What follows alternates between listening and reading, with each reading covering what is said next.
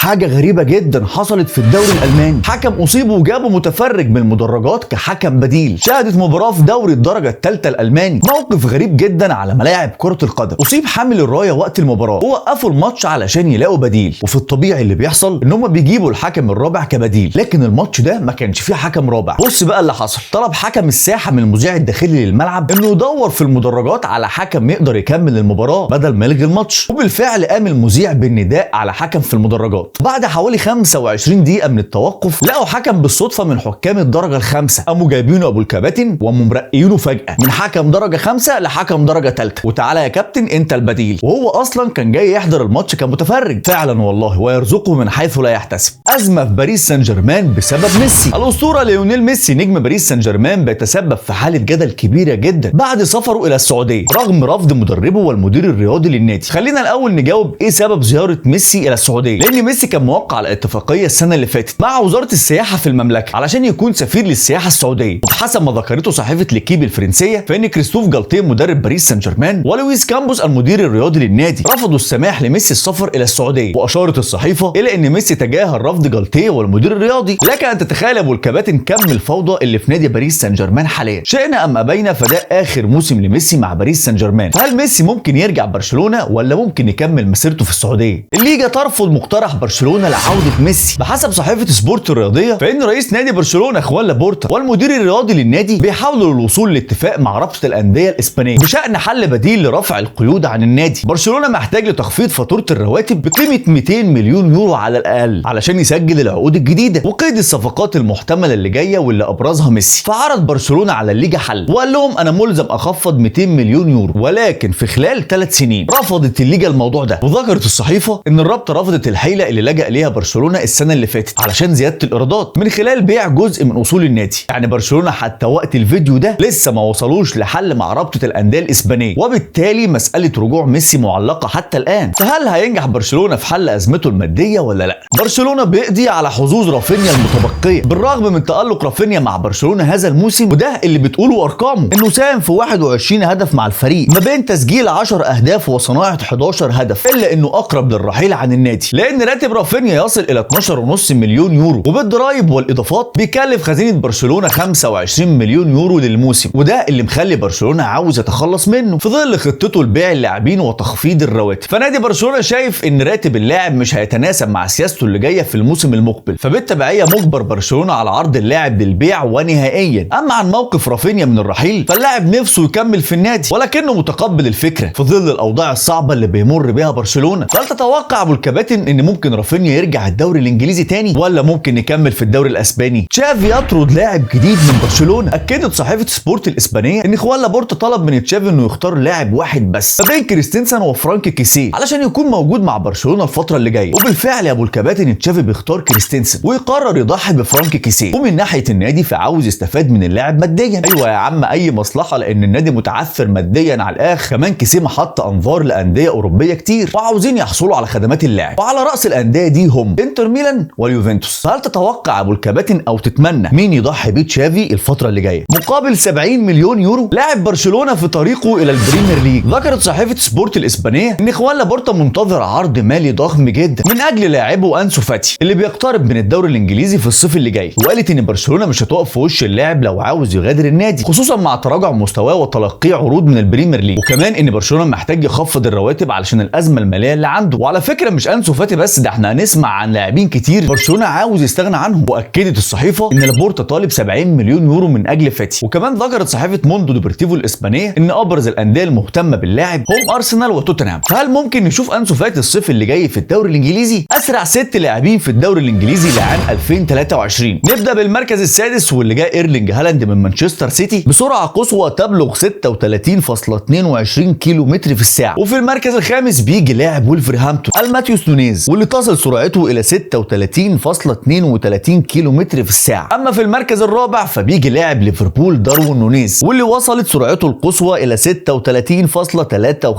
كيلو متر في الساعه. وبيجي في المركز الثالث لاعب نيوكاسل انتوني جوردان واللي وصلت سرعته ل 36.61 كيلو متر في الساعه. وجا في المركز الثاني الاوكراني لاعب تشيلسي مودريك واللي وصلت سرعته 36.63 كيلو متر في الساعه. اما في المركز الاول بينفرد بالصداره لاعب نوتنجهام نوتنجهام فورست جونسون، واللي بلغت سرعته 36.7 كيلو متر في الساعه. فهل تتوقع ابو الكباتن مين هيتوج بالدوري الانجليزي لهذا الموسم؟ وبس كده، شكرا ليكم جدا على المشاهده. اوعى تنسى اللايك والفولو والاشتراك علشان يوصلك كل الاخبار الجديده، واشوفكم الحلقه الجايه.